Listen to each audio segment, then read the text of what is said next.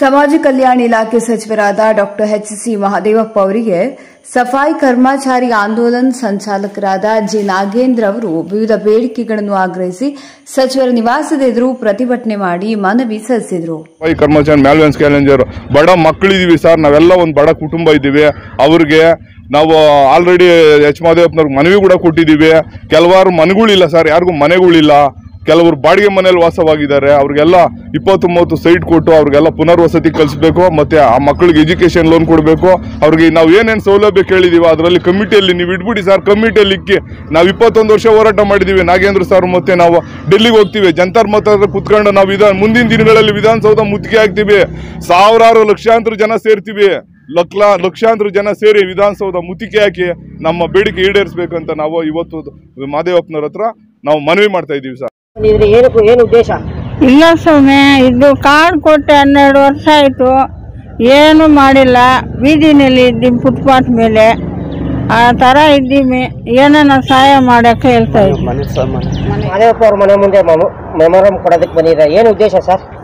Committee meeting ಮಾಡೋರು sir. Last final committee 7ನೇ committee ಇದ್ದು.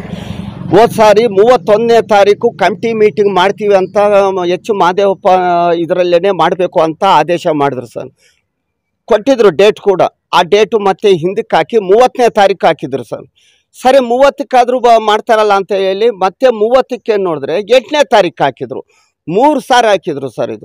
ಇದು ಸುಪ್ರೀಂ ಕೋರ್ಟು 324ನೇದು ಸೆಕ್ಷನ್ ಸರ್. ಇದು ಸೆಕ್ಷನ್ 26 ಇದು ಸುಪ್ರೀಂ ಕೋರ್ಟ್ದು. ಅನುಭವವಾಗಿ ಮ್ಯಾನ್ಯುವಲ್ ಸ್ಕ್ಯಾವೆಂಜರ್ ಸರಿಸಮಾನವಾಗಿ ಸೌಲಭ್ಯಗಳು ಸರಿಸಮಾನವಾಗಿ ಕೊಡಬೇಕು.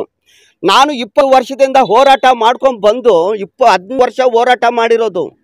12 ವರ್ಷದಲ್ಲಿ ಎಲ್ಲ ರಾಜಕೀಯ ವ್ಯಕ್ತಿಗಳು, ಕಾಂಗ್ರೆಸ್ ಆಗಲಿ, JDS ಆಗಲಿ, BJPನಾಗಲಿ ಎಲ್ಲರೂ ಕೆಲಸಗಳು ಮಾಡ್ತಾ ಇದ್ದಾರೆ. ಆದರೆ ಈ ಕಾಂಗ್ರೆಸ್ ಸರ್ಕಾರ ಬಂದು 1.25 ವರ್ಷ 1.5 ವರ್ಷ ಒಳಗಡೆ ಆಯಿತು ಅಲ್ವಾ. ಎಲ್ಲ ಮಾಡವ್ರೆ, ಎಲ್ಲ ಕಮಿಟಿ ಮೀಟಿಂಗ್ಗಳು ಮಾಡಿಸವ್ರೆ, ಮತ್ತು ಎಲ್ಲನೂ ಮಾಡಿಸಿ ಸೌಲಭ್ಯಗಳು ಕೊಡೋವಾಗ ಯಾಕೆ ಹಿಂದಕ್ಕೆ ಹಾಕ್ತವ್ರೆ ಇವರು? ಯಾಕೆ ನಮ್ಮ ಸೌಲಭ್ಯಗಳು ಕೊಡೋಕ್ಕೆ ಯಾಕೆ ಸುಪ್ರೀಂ ಕೋರ್ಟಿಗೆ ವ್ಯಾಲ್ಯೂ ಇಲ್ವಾ? ಪ್ರಧಾನಮಂತ್ರಿಗೆ ವ್ಯಾಲ್ಯೂ ಇಲ್ವಾ? ಸುಪ್ರೀಂ ಕೋರ್ಟ್ಗೆ ವ್ಯಾಲ್ಯೂ ಇಲ್ಲ? ಪ್ರೆಸಿಡೆಂಟ್ಗೆ ವ್ಯಾಲ್ಯೂ ಇಲ್ವಾ? ಯಾಕೆ ಈ ಥರ ದುರುಪಯೋಗ ಮಾಡಿಸ್ತಾ ಇದ್ದಾರೆ? 3 ಸಾರಿ ಕಮಿಟಿ ಮೀಟಿಂಗ್ ಮಾಡಿ ಹಿಂದಕ್ಕೆ ಹಾಕಿದ್ರು. ಮೊನ್ನೆ ಬುಧವಾರ ಬಂದಿದೆ, ಶುಕ್ರವಾರ ಬರ್ತೀನಿ ಸರ್ ಅಂತ ಹೇಳಿದ್ರು. ಶುಕ್ರವಾರ ಬೇಡ ನಾಗೇಂದ್ರ, ಸೋಮವಾರ ಬನ್ನಿ ನೋಡಿ ಅಂತ ಹೇಳಿದ್ರು. ಸೋಮವಾರ ಇಲ್ಲಿ ಕರ್ಕೊಂಬಂದಿದ್ದೀನಿ ಸರ್, 100 ಜನ ಕರ್ಕೊಂಬಂದಿದ್ದೀನಿ. ದಯವಿಟ್ಟು ನಮಗೆ ಕಾನೂನುಬದ್ಧವಾಗಿ ಸರಿಸಮಾನವಾಗಿ ಸೌಲಭ್ಯಗಳು ಸರಿಸಮಾನವಾಗಿ ಕೊಡಬೇಕು ಅಂತ ನಾವು ಕೇಳ್ತಾ ಇದ್ದೀವಿ ಸರ್. ಯಾಕಂದರೆ 70% ಆದೇಶ ಆಗಿದೆ, ನಮಗೆ ಕೊಡ್ತೀನಿ ಅಂತ ಹೇಳಿ ಆದೇಶನೂ ಆಗಿದೆ. ಎಲ್ಲ ರಿಪೋರ್ಟ್ ಎಲ್ಲ ರೆಡಿ ಮಾಡಿ ಇಟ್ಟಿದ್ದಾರೆ, ಎಲ್ಲನೂ ಆಗಿದೆ. ಆದರೆ ಇದು ಕಮಿಟಿಯಲ್ಲಿ ನಮಗೆ ತೀರ್ಮಾನ ಮಾಡಿಸ್ಕೊಡ್ಬೇಕು ಸರಿಸಮಾನವಾಗಿ. ನಮ್ಗೆ ಸ್ಟೇಟ್ ಗೌರ್ಮೆಂಟದು ಬೇಕು, ಸೆಂಟ್ರಲ್ ಗೌರ್ಮೆಂಟು ಬೇಕು. ನಾನು ಕೇಳ್ತಾ ಇರೋದೇನು ಗೊತ್ತಾ, ನಮಗೆ ಸ್ಟೇಟ್ ಗೌರ್ಮೆಂಟಲ್ಲಿ ನೀವು ಕಮಿಟಿ ಮಾಡಿಸ್ಕೊಟ್ಬಿಡಿ. ನೀವು ಏನೇನು ಕೊಡ್ತೀರೋ ನಮಗೆ ಕಮಿಟಿ ಮಾಡಿಸ್ಕೊಟ್ಬಿಡಿ. ಮುಂದಿನ ದಿನದಲ್ಲಿ ಸೆಂಟ್ರಲ್ಗೆ ನಾವು ನ್ಯೂ ಡೆಲ್ಲಿಗೆ ಹೋಗ್ಬಿಟ್ಟು ಜಂತರ್ ಮಂತರ್ ಹತ್ರ ಹೋಗ್ಬಿಟ್ಟು ನಮ್ಮ ಸೌಲಭ್ಯಗಳು ತೊಗೊಬರೋ ಶಕ್ತಿ ಕೂಡ ನಮ್ಮ ಹತ್ರ ಇದೆ ಸರ್. ದಯವಿಟ್ಟು ಹೇಳ್ತಾ ಇದ್ದೀನಿ, ಮುಂದಿನ ದಿನದಲ್ಲಿ ನಮಗೆ ಯಾವ ಡೇಟ್ ಹಾಕ್ತಿರೋ ಆ ಡೇಟ್ಗೆ ಹಾಕ್ಬಿಟ್ಟು ನಮ್ಮ ಸರಿಸಮಾನವಾಗಿ ಕಮಿಟಿ ಮೀಟಿಂಗ್ಗಳು ತೀರ್ಮಾನ ಮಾಡಿಸು. ಇಲ್ಲದಿದ್ದರೆ ವಿಧಾನಸೌಧ ಗೇಟು ಮುಂದ್ಗಡೆ ನಮ್ಮ ಶವಗಳು ನೋಡಬೇಕಾಗುತ್ತೆ ಅಂತ ನಾನು ಈ ಮೂಲವಾಗಿ ತಿಳಿಸ್ತಾ ಇದ್ದೀನಿ ಸರ್. ರಾಜಕೀಯ ವ್ಯಕ್ತಿಗಳು ಅಂತ ಇದ್ದಾರಲ್ಲ, ಅದು ಸರಿಸಮಾನ ಅಲ್ಲ ಅಂತ ನಾನು ಈಗಲೂ ಹೇಳ್ತಾ ಇದ್ದೀನಿ, ಇದು ಮುಂಚೆನೂ ಹೇಳ್ತಾ ಇದ್ದೀನಿ.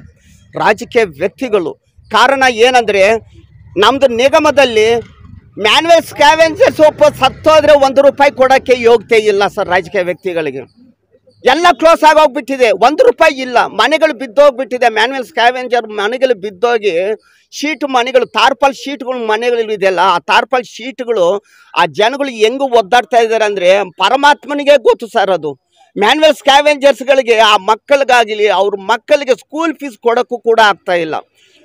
ಮನೆ ಶೆಡ್ಗಳಿದೆಯಲ್ಲ, ಶೆಡ್ಗಳು ಕಟ್ಸ್ಕೊಳ್ಳೋಕ್ಕೂ ಆಗ್ತಾ ಇಲ್ಲ. ಮ್ಯಾನ್ಯುವಲ್ ಸ್ಕ್ಯಾವೆಂಜರ್ ಹೆಲ್ತ್ ಕಾರ್ಡ್ಗೆ ಅವ್ರು ಹೆಲ್ತ್ ಕಾರ್ಡ್ ಕರ್ಕೊಂಡು ಹೋಗ್ಬಿಟ್ಟು ಅವರು ಪಾಪ ಈ 70% ಸತ್ತೋದ್ರು ಸರ್. ಅವರು 70% ಸತ್ತೋದ್ರು ಅವರು. ಯಾಕಂದರೆ ಇದು ಮ್ಯಾನ್ಯುವಲ್ ಸ್ಕ್ಯಾವೆಂಜರ್ ಸುಪ್ರೀಂ ಕೋರ್ಟ್ಗೆ ಅದು ಏನು ಮಾಡಿದ್ರೋ ಏನೋ ಈ ಕಾನೂನನ್ನು ಆ ಪರಮಾತ್ಮನಿಗೆ ಗೊತ್ತು. ಇದು ಸುಪ್ರೀಂ ಕೋರ್ಟ್ ಮಾಡಿರೋದು. ಇದು ಇಂಥ ನೀಚ ಜನಗಳಿಂದ ನಾನು ಒದ್ದಾಡ್ತಾ ಇದ್ದೀನಿ ಸರ್. ನಾನು ಕಾಂಗ್ರೆಸ್ಗೂ ವೋಟ್ ಹಾಕ್ರಿ, ಕಾಂಗ್ರೆಸ್ ಬೆಳೆಸ್ರಿ ಅಂತ ನಾನು ಅವ್ರಿಗೂ ಸಪೋರ್ಟ್ ಮಾಡಿದ್ದೀನಿ. ಏನಂದರೆ ನಾನು ಹೇಳ್ತಾ ಇರೋದು, ಸರ್ ನಮಗೆ ಬೇಕಾಗಿರೋ ಸರಿ ಸೌಲಭ್ಯಗಳು ಸರಿ ಸಮಾನವಾಗಿ ಕೊಟ್ಬಿಡಿ, ಕಮಿಟಿಯಲ್ಲಿ ನೀವು ತೀರ್ಮಾನಿಸ್ಕೊಟ್ಬಿಡಿ ಸಾಕು, ನಮಗೆ ಇನ್ನೇನು ಬೇಕಾಗಿಲ್ಲ. ನಿಮ್ಮ ಹತ್ರ ಬಂದು ನಾವು ಚೈ ಚಾಚೋದು ಬಿಡೋದು ಆಮೇಲೆ ನೋಡ್ತೀನಿ ನಾವು ಸೆಂಟ್ರಲ್ ಹೋಗ್ಬಿಟ್ಟು ಜಂತರ್ ಮಂತರ ಹತ್ರ ಪ್ರೆಸಿಡೆಂಟ್ ಹತ್ರ ಹೋಗ್ಬಿಟ್ಟು ನಾವು ಲೆಟ್ರ್ ಕೊಟ್ಬಿಟ್ಟು ನಾವು ಏನು ಸರಿ ಸಮಾನವಾಗಿ ಹೇಗೆ ಹೋರಾಟ ಮಾಡ್ತೀರಾ ಸರ್ ಸರ್ಕಾರದ ವಿರುದ್ಧ? ಸರ್ಕಾರ ವಿರುದ್ಧ ಹೋರಾಟ ಅನ್ನೋದು ಇದ್ದೇ ಇರುತ್ತೆ ಸರ್. ನಮಗೆ ಸರಿ ಸಮಾನವಾಗಿ ಕೊಟ್ಬಿಟ್ಟು ಅವರು ತೀರ್ಮಾನಿಸ್ಕೊಂಡು ಇವ್ರಿಗೆ ಕೊಡಬೇಕು ಅಂತ ಆದೇಶದಲ್ಲಿ ಇದೆ, ಕೊಡ್ತೀನಿ ಅಂತ ಮಾಧವಪ್ಪ ಅವರು ಕೂಡ ಒಂದಕ್ಕೆ 10 ಸಾರಿ ಹೇಳಿದ್ರು ಸರ್, ನಿಮಗೆ ಕೊಡ್ತೀವಿ ನಾಗೇಂದ್ರ, ಕೊಡ್ತೀವಿ. 3 ಬಾರಿ ಮಾದೇವಪ್ಪನವ್ರನ್ನ ಭೇಟಿ ಆದ್ರಿ, ನಿಮ್ಗೆ ಆಶ್ವಾಸನೆ ನೀಡಿದ್ರು, ಅದು ಈಡೇರ್ಲಿಲ್ವಾ?